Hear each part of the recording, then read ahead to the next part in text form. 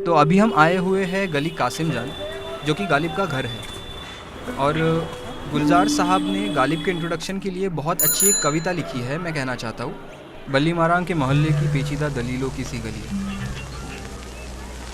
सामने ताल के नुक्कड़ पे बटेरों के कसीदे।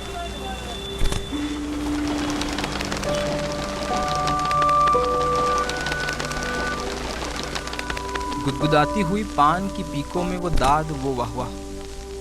चंद दरवाज़ों पर लटके हुए बोसीदा से कुछ टाट के पर्दे, एक बकरी के ममियाने की आवाज़, और धुंधलाई हुई शाम के बेनूर अंधेरे ऐसे दीवारों से मुंह जोड़कर चलते हैं यहाँ। चूड़ी वालान उनके कटरी के बड़ी भी जैसे अपनी बुझती हुई आंखों से दरवाजे टटोले। इसी बेनूर अंधेरी सी गली कासिम से एक तरतीब चिरागों की शुरू होती है। एक पुराने सुखन का सफ़ा खुलता है और असदुल्ला खां गालिब का पता मिलता है। चलिए।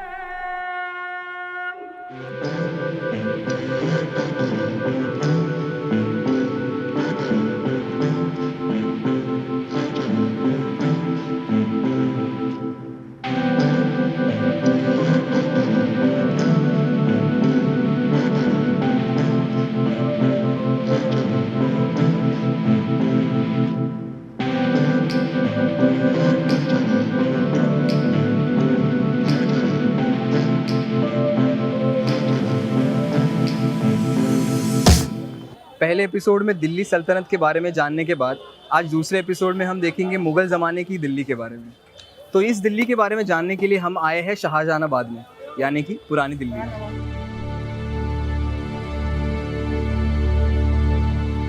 बाबर की कैपिटल दिल्ली नहीं है, बाबर की कैपिटल आगरा है। हुमायूं दिल्ली कैपिटल लेके आता है और 8 साल राज करने के बाद ही loses it to Sher Shah Suri.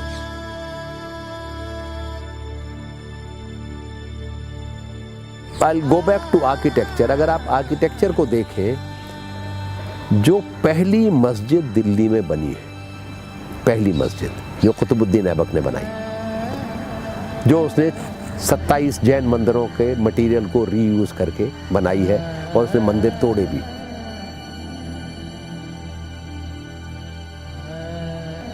सब तोड़े या इसमें से आधे तोड़े पता नहीं, लेकिन 27 मंदिरों का मटेरियल इस्तेमाल किया गया मस्जिद बनाने के लिए। उस मस्जिद में 3 मेहराबें जो उसने बनवाई, बाकी सब तो उसने मटेरियल रीयूज किया। इन आर्चेस के ऊपर अरेबिक वर्सेस लिखी हुई जो कार्व की गई होंगी, जो हिंदुस्तानी कारीगरों ने कार्व की होंगी, और उनसे ये भी कहा गया होगा कि इनको खूबसूरत बनाओ, इनको डेकोरेट करो। वो किस चीज़ से डेकोरेट की गई है? कमल के फूल से।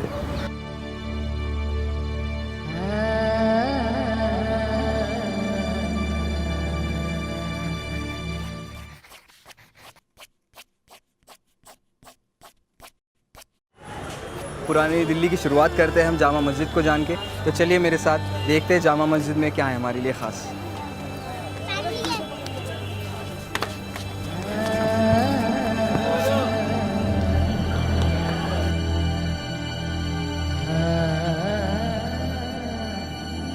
मस्जिद जहानुमा यानी पूरी दुनिया की जहां, और उसी का मतलब होता है जामा मस्जिद, जहाँ कि हम अभी बैठे हैं। 1656 में बादशाह शाहजहां ने ये मस्जिद बनाई थी। यहाँ पे एक वक्त पे 25,000 तक लोग एक साथ नमाज पढ़ सकते हैं। मुग़ल इतिहास में, मुग़ल एरा का सबसे अगर प्रेस्टीजियस मस्जिद है तो यही है। और जामा मस्जिद आज भी पुरानी दिल्ली और नई दिल्ली की भी शान मानी जाती है।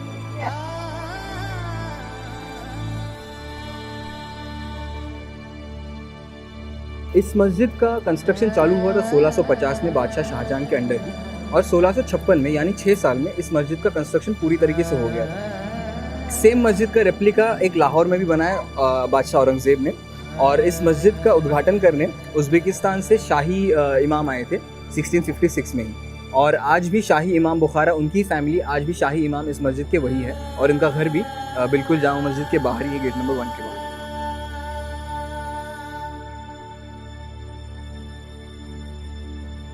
मुग़ल पीरियड में जो बुनियादी चीज़ हुई है वो एक तो जो मैंने आपसे पहले जिक्र किया था, वो increasing use of locally available material.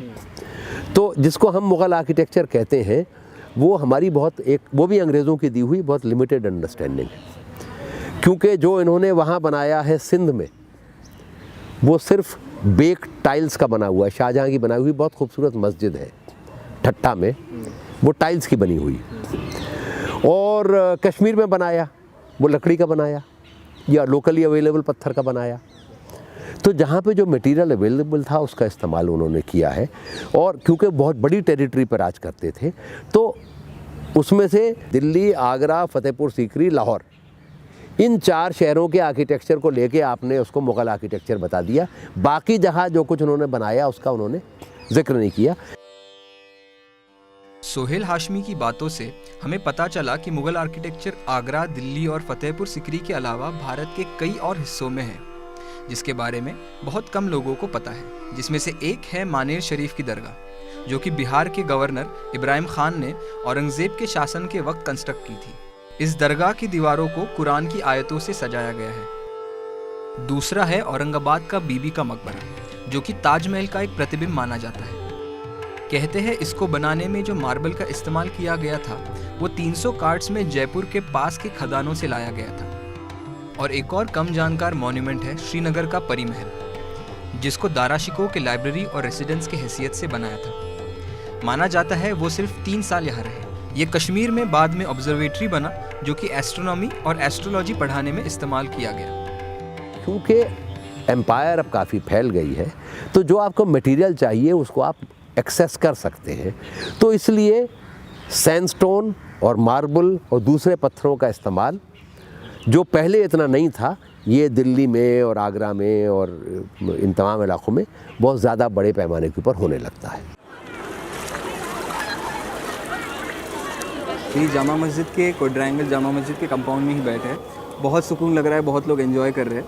बस एक बात कहनी थी कि जो पत्थर जामा मस्जिद बांधने के लिए यूज़ हुआ, वही पत्थर रेड फोर्ट, जो कि यहाँ से भी दिख रहा है, रेड फोर्ट और जामा मस्जिद बांधने के लिए दोनों सेम पत्थर यूज़ किए गए उस ज़माने में। और ये एक प्लान्ड सिटी थी बेसिकली। रेड फोर्ट और जामा मस्जिद के बीच में एक प्लान्ड सिटी थी, इसका नाम था शाहजहानाबाद, जिसको आज के ज़माने में पुरानी दिल्ली से जाना जाता है। वो था शाहजहानाबाद। और शाहजहानाबाद इसलिए बांधा गया था क्योंकि मुग़ल ज़माने में एक मार्केट सेंटर की तरह के से ये उभरने वाला एरिया था।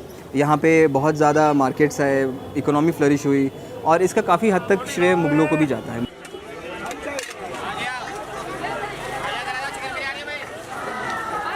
शाहजहानाबाद के ऊपर एक पूरा सेमिनार हुआ है मेडिवल सिटीज़ का एक मॉडल की तरीके से। और अगर आप उस शहर के पुराने नाम देखें, शहर के मुख्तलिफ इलाकों के, आप देखेंगे कि पूरा शहर अलॉन्ग प्रोफेशंस ऑर्गेनाइज था।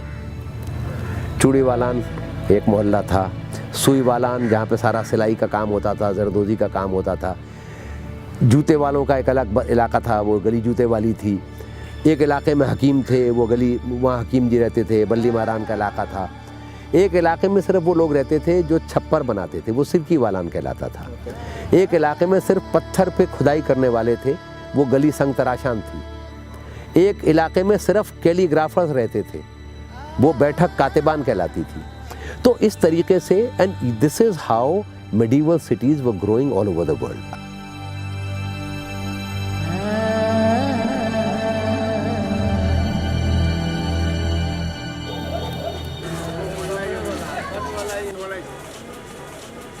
तो अभी हम आए हुए हैं गली कासिम जान, जो कि गालिब का घर है।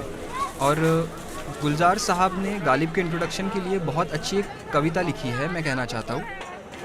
बल्ली मारान के मोहल्ले की पेचीदा दलीलों की सी गलियाँ, सामने ताल के नुक्कड़ पे बटेरों के कसीदे, और धुंधलाई हुई शाम के बेनूर अंधेरे ऐसे दीवारों से मुंह जोड़कर चलते हैं यहाँ।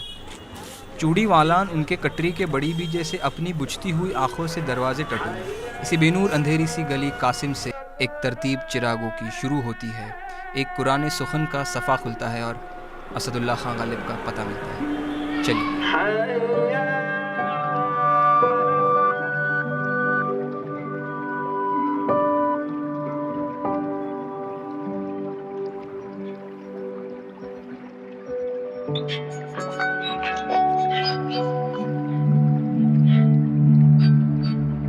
तो गालिब का ज़माना बेसिकली आखिरी मुग़ल बादशाह के ज़माने के साथ पैरेलल चलता है। ज़फ़र बादशाह के साथ वो मतलब उनके दौर में वो ज़िंदा थे और उनको एक शाही शायर का भी खिताब बादशाह ने दिया था। और तब का एक किस्सा मुझे याद आता है कि गालिब कहीं गए थे और किसी को पता नहीं था कि गालिब कौन है। तो गालिब ने बस एक शेर बोला था कि पूछते हैं वो कि गालिब कौन है, पूछते हैं वो कि गालिब कौन है, कोई बतलाए या हम बतलाए क्या। इश्क से तबीयत ने ज़ीस्त का मज़ा पाया, दर्द की दवा पाई, दर्द बेदवा पाया। गुंजा फिर लगा खिलने, आज हमने अपना दिल खून किया हुआ देखा, गुम किया हुआ पाया।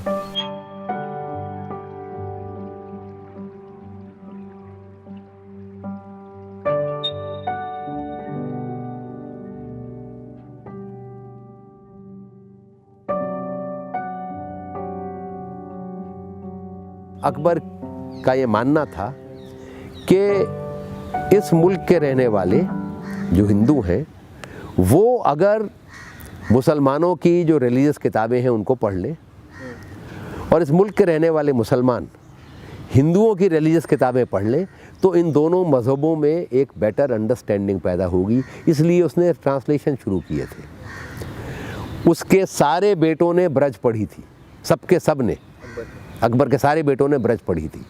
अबुल फजल और फैज़ी ब्रज के स्कॉलर्स थे। अब्दुल रहीम खान खाना ब्रज के बहुत बड़े पोएट थे जो उसके 9 रत्नों में से एक थे।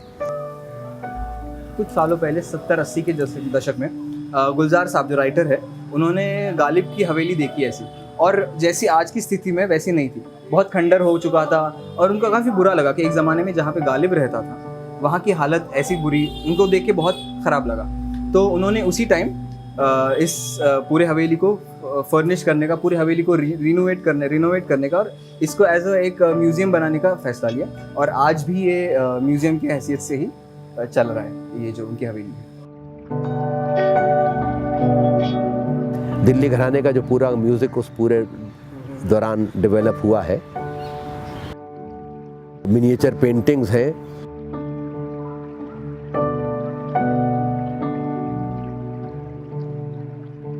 मतलब मैं आपको अकबर के बारे में एक छोटी सी डिटेल मैं आपको दे दूं।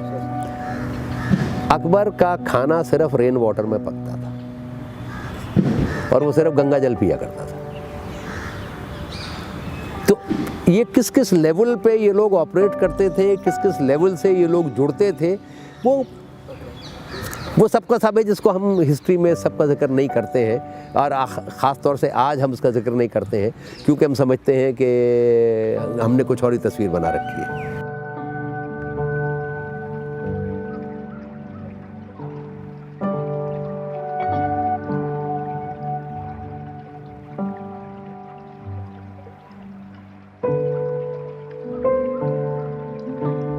गालिब का ज़माना यानी ज़फ़र का ज़माना, और ज़फ़र का एक और शायर था ज़ौक़। लेकिन गालिब ज़्यादा फेमस, ज़ौक़ से ज़्यादा फेमस इसलिए थे क्योंकि उनकी पोइट्री ज़्यादा एक्सेसिबल थी, ज़्यादा लोगों की मिलती जुलती थी, घुलने मिलने वाली थी बेसिकली। तो आज भी अगर आप देखें उनकी हवेली, तो उनकी हवेली पूरी ओपन है, कोई भी आ जा सकता है, बिल्कुल उनकी पोइट्री के जैसे। यहाँ ना कोई बंधन है, ना अंदर जाने का बंधन है, ना बाहर जाने का बंधन है, बस आओ और एक्सपीरियंस करके चलें।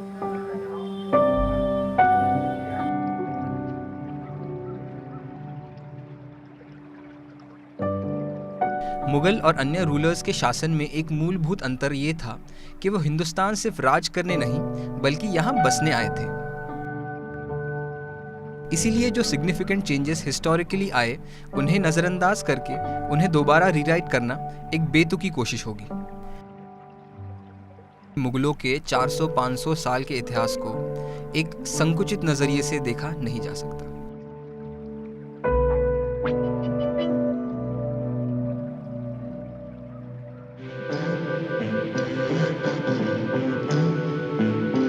तो ये थी हमारी कहानी मुग़ल दिल्ली की, और अगले एपिसोड में हम जाएंगे लाकिंस दिल्ली और जानेंगे मॉडर्न दिल्ली की नींव के बारे में।